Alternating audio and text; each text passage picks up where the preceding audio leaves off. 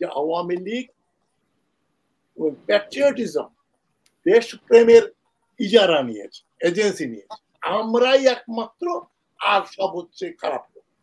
এ ওকে বলছে ভারতের দালাল, এ বলছে পাকিস্তানের দালাল। কেউই তো এখানে দেশপ্রেমিক না। জর্জ বুশ সিনিয়র মতো যদি বলতো যে আমরা বিএনপি করি ওরা আওয়ামী লীগ করে, বা আমরা আওয়ামী লীগ করে ওরা বিএনপি করে, দুটোই কিন্তু দেশপ্রেমিক দল। আমাদের নিয়ম, আমাদের পন্থা ভিন্ন, কিন্তু আমরা কিন্তু দেশপ্রেমের ব্যাপারে কোনো কম্প্রোমাইজ করি না। ওইটা যেদিন হবে সেদিন গোলাম সরোয়ার সাহেব আপনি বলবেন, আপনার কথা আমি দাম দেবো। হ্যাঁ, তাই তো। আমি গোলাম সরোয়ার মিলন সাহেবের সঙ্গে একটু মানে দ্বিমত পোষণ করছি, আমি একটু ক্ষীণ। উনি যেটা বললেন যে এরশাদ সাহেব 1982 সালে দায়িত্বভার গ্রহণ করলেন, ওইখানে একটা কারেকশন দরকার। দায়িত্বভার গ্রহণ করলেন না, তিনি জাস্টিস আক্তারকে প্রায় বন্দুক দেখিয়ে বললেন বেটা রিজাইন কর, আমি ক্ষমতায় বসবো। তার আগেই বলেছিলেন যে আর্মিকে 20% করে ওই পার্লামেন্টের রিপ্রেজেন্টেশন দিতে হবে ইত্যাদি। ওটা একটা কু ছিল। ভারত প্রসূত একটা একটা সামরিক অভ্যুত্থান ছিল, ওটা কোনো ছিল না, ওটা কোনো দায়িত্বভার গ্রহণ করা ছিল না। আর আমি ওনার কথার সঙ্গে একমত যে দুই দলের ভিতরে একটা ঐকমত্য সমঝোতা হওয়া দরকার, এগুলো খুবই নীতির কথা।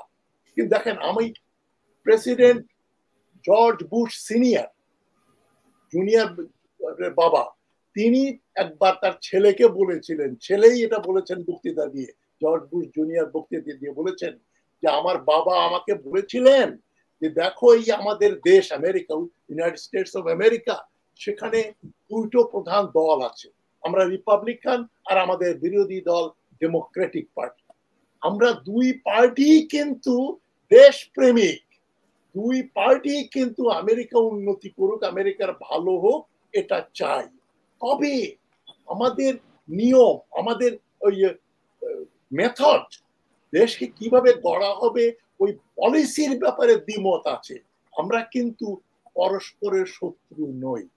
যেহেতু ব্রিটেনে দেখেন leaders of his majesty or her majesty opposition party বলা, এখন যে বিলাতে যে অপোজিশন পার্টি কনজারভেটিভ পার্টি, তারা হচ্ছে হিজ ম্যাজেস্টিজ অপোজিশন পার্টি। এরা রাজাকার না, এরা শত্রু না। আওয়ামী লীগের ভাষায় যদি দেখেন আপনি, জিয়াউর রহমান অবৈধ কোথাকার কুখ্যাত মেজর, মুক্তিযুদ্ধ করেনি, পাকিস্তানের দালাল, সে এই একটা দল করেছে, বিএনপি ক্যান্টনমেন্টের ভিতরে হয়েছে, সম্পূর্ণ অবৈধ, তারা মানুষ হত্যা করেছে, আমরাই একমাত্র পেট্রিয়ট। আমি গোলাম সরোয়ার মিলনের সঙ্গে 100% একমত যে আওয়ামী লীগ প্যাট্রিয়টিজম দেশপ্রেমের ইজারা নিয়েছে, এজেন্সি নিয়েছে, আমরাই একমাত্র, আর সব হচ্ছে খারাপ লোক। ওই একটা গ্রামে একটা জোক ছিল যে এক লোক এক গ্রামে গেছে, গিয়ে বলছে যে এই গ্রামে ভদ্রলোক কারা, তো বলছে যে আমরা আর মামারা।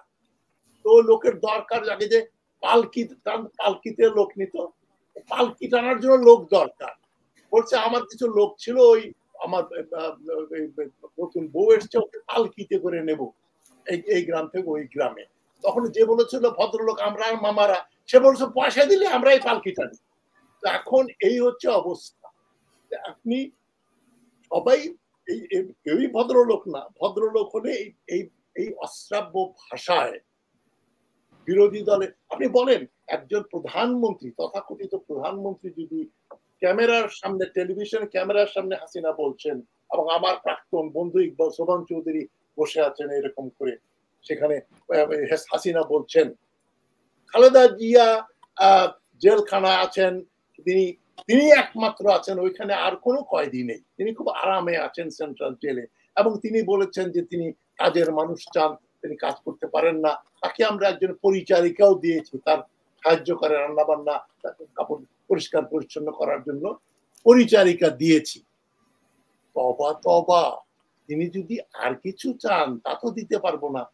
মানে হাসিনা কি ধরনের নিকৃষ্ট মানুষ হলে একজন মহিলা প্রাক্তন প্রধানমন্ত্রী সম্বন্ধে বলতে পারে, তিনি যদি মাঝরাতে পুরুষ মানুষ চান তা তো আমরা দিতে পারবো। এখানে আপনি ঐক্যমত সমঝোতা করবেন কি করে? ওকে বলছে ভারতের দালাল, এ বলছে পাকিস্তানের দালাল। কেউই তো এখানে দেশপ্রেমিক না। জর্জ বুশ সিনিয়র মতো যদি বলতো যে আমরা বিএনপি করি ওরা আওয়ামী লীগ করে, বা আমরা আওয়ামী লীগ করে ওরা বিএনপি করে, দুটোই কিন্তু দেশপ্রেমিক দল। আমাদের নিয়ম, আমাদের পন্থা ভিন্ন, কিন্তু আমরা কিন্তু দেশপ্রেমের ব্যাপারে কোনো কম্প্রোমাইজ করি না। ওইটা যেদিন হবে সেদিন গোলাম সরোয়ার সাহেব আপনি বলবেন, আপনার কথা আমি দাম দেবো, হ্যাঁ তাই তো উচিত। উচিত বলে তো কোনো জিনিস নেই। উচিত একটা মানে ফিলসফির ব্যাপার, নীতির ব্যাপার, হলে খুব ভালো হতো। কিন্তু এই অবস্থায় সেটা কোনোদিনও হবে না। এখন এই চীন ভ্রমণের ব্যাপারে আসি। প্রথমে আমি হাসান মাহমুদ পররাষ্ট্রমন্ত্রীর দিকে আসি।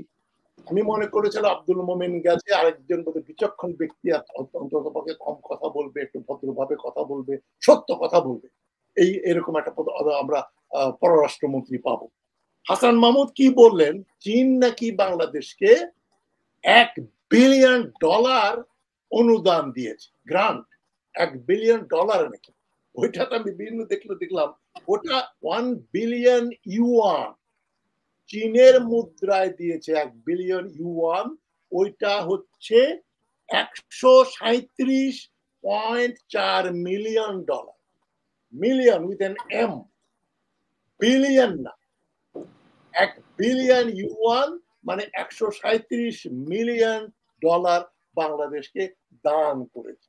আর যে চুক্তিগুলো হয়েছে 21টা পয়েন্ট, সেখানে বাংলাদেশ থেকে তারা আম আমদানি করবে, বাংলাদেশ থেকে চামড়া আমদানি করবে, বাংলাদেশ থেকে সিরামিক আমদানি করবে, এই ধরনের ব্যাপার। কোথায় বিদ্যুৎ কেন্দ্র বানাবে, কোথায় রাস্তা বানাবে, ব্রিজ বানাবে, এই ধরনের আন্ডারস্ট্যান্ডিং। সবচেয়ে বড় যেটা ব্যাপার ছিল চীনে যাওয়ার আগে, হাসিনা বারবার আমরা সবাই শুনে আসছি, চীনে যাবে সে $5 বিলিয়ন, $5 বিলিয়ন সফট লোন আনবে। সে ব্যাপারে চীন আগেই বলে দিয়েছে আমরা কোনো টাকা দেব না। হাসিনা আক্তার আপনি ছিলেন না। ওই যে $1 বিলিয়ন না, $1 বিলিয়ন দিয়েছে চীন, যেটা ডলারে হচ্ছে 137.4 মিলিয়ন এম, বিলিয়ন 100। বাট আমরা পররাষ্ট্রমন্ত্রী যেটা বললেন, আমি পত্রিকা দেখেই বলছি মিথ্যাচার। আমি আমাকে ডকুমেন্ট আছে, বাংলাদেশে চীনের প্রধানমন্ত্রী পিং কিয়াং $1 বিলিয়ন একেবারে মিথ্যা কথা, একেবারে মিথ্যা কথা। তবে একটা সত্য আর্থিক সহায়তা দেওয়ার ঘোষণা দিয়েছে, একেবারে মিথ্যা কথা। আর এক সত্য কথা হাসান মাহমুদ একটা বলেছেন কয়দিন আগে, ওই যে প্রেস কনফারেন্স করে সেগুন বাগিচা বললেন চীনে এবার যে হাসিনা যাচ্ছেন তাতে কোনো ওই লোনের ব্যাপারে কোনো নেগোসিয়েশন হবে ওই ধরনের কোনো প্রভিশন নেই। আমরা লোন নিয়ে আলোচনা করব না, কেননা আমাদের ইকোনমিক অবস্থা ভালো, রিজার্ভে আমাদের টাকা অনেক এবং আরো টাকা আসবে। সুতরাং আমরা আর কারো কাছে লোন চাই না। পৃথিবীর বহু দেশ আমাদের লোন দেওয়ার জন্য বসে আছে, আমাদের লোনের দরকার নেই। এরকম একটা মিথ্যাচার করলো।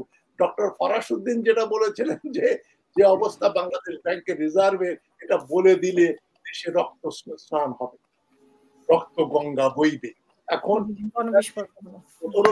বলা হচ্ছে, এটা অনেকে বলছে যে ওই বিভিন্ন জায়গায় ইনভেস্টমেন্ট আছে, সবকিছু মিলে আইএমএফ থেকে লোন নিয়ে সেটাকেও বলছে আমার রিজার্ভের অংশ।